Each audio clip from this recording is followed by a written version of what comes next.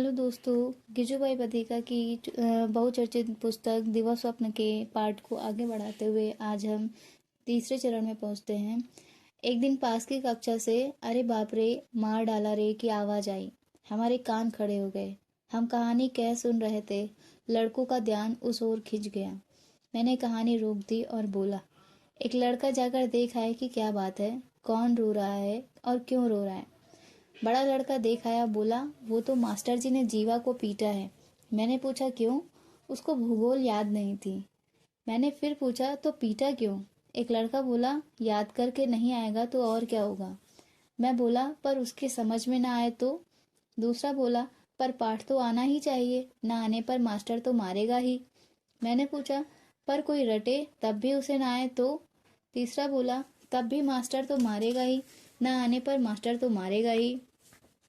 मैंने कहा यह तो ठीक है, पर क्या तुम में से किसी को मार खाना अच्छा लगता है? सब बोले नहीं, यह तो किसी को अच्छा नहीं लगेगा। मैंने कहा मैं तुम लोगों को पाठ करके लाने को दूं और तुम करके ना लाओ तो क्या मुझे तुमको पीटना चाहिए? पर हम पाठ करके ही आएंगे। पर रटने पर भी तुमको याद ना हो तो पिटाई ना करें। मारने पर तो लगती ही है। अगर हमें ना आए तो फिर से बताना और हम और ज्यादा याद करेंगे। मैंने कहा बहुत अच्छा, हम अपनी बात आगे बढ़ाते हैं। पर लड़कों का मन आज उस जीवा में था। वे कहने लगे देखना, जीवा ऐसा है कि बाद में पीछे से मास्टर को गाली देगा, दीवार पर उसका चित्र बनाएगा और पास में गालियां लिखेगा। मैंने कहा जीवा को ऐसा नहीं करना चाहिए, मास्टर जी के साथ ऐसा व्यवहार उचित नहीं है। सब बोले पर मास्टर उसे बहुत पीटता है। मैं बोला तब क्या करना चाहिए? लड़के बोले उसे पीटना नहीं चाहिए। मैंने कहा तो फिर पाठ का क्या करें? लड़के बोले पाठ करके न लाए तो उसे साला से निकाल देना चाहिए। बेकार में मार पिटाई क्यों की जाए? मारने से अगर पाठ आ जाता तो भले ही रोजाना मारे। एक बोला जीवा का पढ़ाई में मन नहीं है, इसका मन तो खरगोश पकड़ने में है और इसे जानवरों को हाँकना अच्छा लगता है। दूसरा बोला भैया साला में जीवा मार खाता है, बाकी बाहर तो यह लड़कों को पीटता है, हम सब डरते हैं इससे। मैंने पूछा यह किस जाति से है?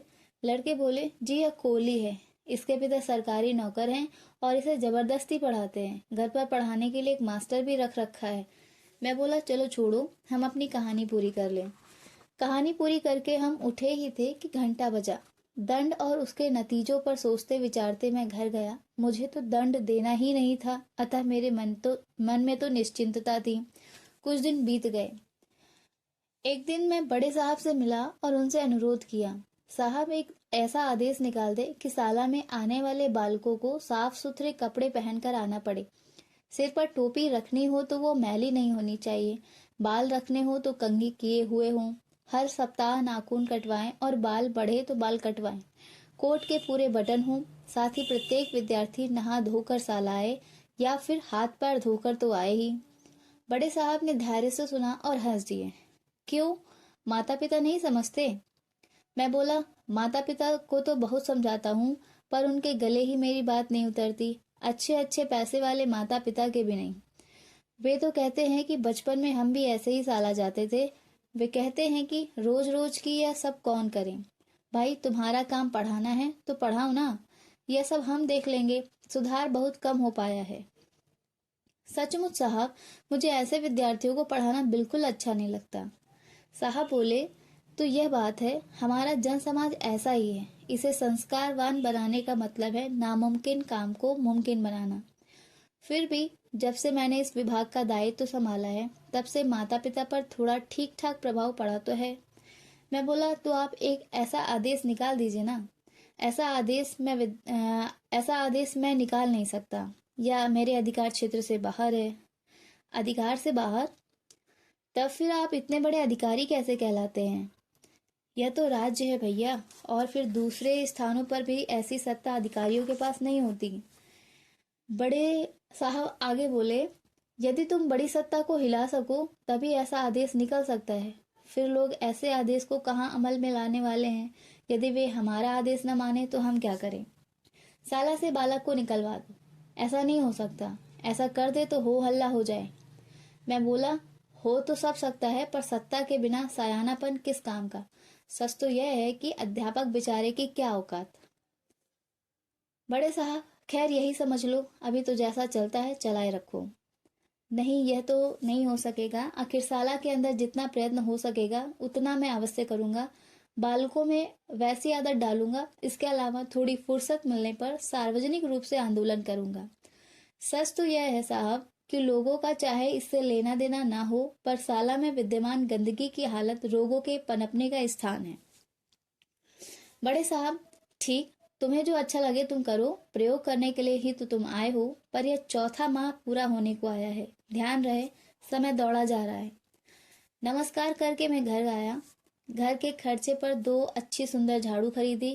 कंटीजेंसी में तो था भी क्या जो खरीद सकता। एक छोटा आईना खरीदा, एक कंघा और 2 खादी के तौलिए लिए और एक छोटी सी कैंची ली। अच्छी बात थी कि साला के परिसर में नल था। मैंने कक्षा में सारी तैयारी कर रखी थी। मैंने लड़कों को पंक्तिबद्ध खड़ा रखा। अब तो वे बहुत अच्छी तरह से अभिमुख हो चुके थे। मुझे उनसे प्रेम था।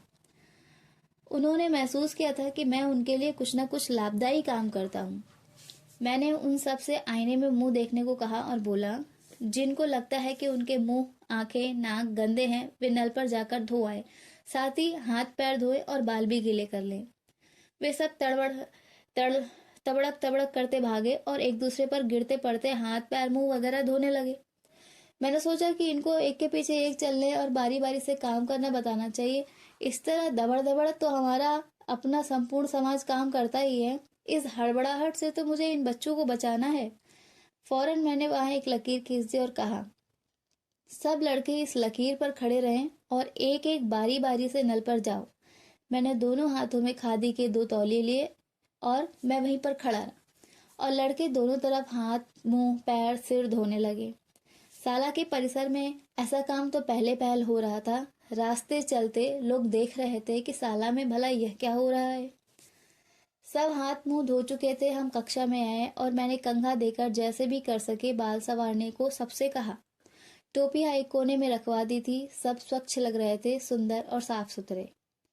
मैंने चाक से कक्षा के बीचों बीच एक गोल घेरा खींचा और उस पर उन्हें बिठाया। मैं भी उसी जगह बैठा और मैंने उनसे कहा, अब देखो तुम्हारे हाथ कितने साफ हैं, तुम्हारे मुंह कितने सुंदर लगते हैं। तुम्हें यह काम करना अच्छा लगता है या नहीं? सब बोले हाँ। मैंने कहा, तब हम ऐसा करें तो रोजाना साला में आकर तुम यह काम कर लेना, इसके बाद हम दूसरा काम करेंगे। उस दिन मुझे अच्छा लगा, दिल प्रसन्न हो गया। मैंने कहा, आओ आज हम एक कविता बोलते हैं। मैं जो पहली कविता बोला वह एक प्रार्थना थी। सहज ही आज मेरे भीतर से प्रार्थना निकल गई। उस दिन नाखून देखने का काम रह गया, कपड़ों और बटनों का काम भी बाकी था। उस दिन तो उनके बिना ही चलाया और तब उस दिन के दूसरे काम हाथ में लिए। इस तरह से कहानी, आगे की कहानी जानने के लिए मेरे साथ यानी अंजलि के साथ बने रहिए। और अगर आपको ये कहानी पसंद आई है तो प्लीज़ मेरे चैनल पर कहानी संग्रह प्लेलिस्ट में जाकर बाकी की कहानियाँ, बाकी के इसके पार्ट सुन लीजिए।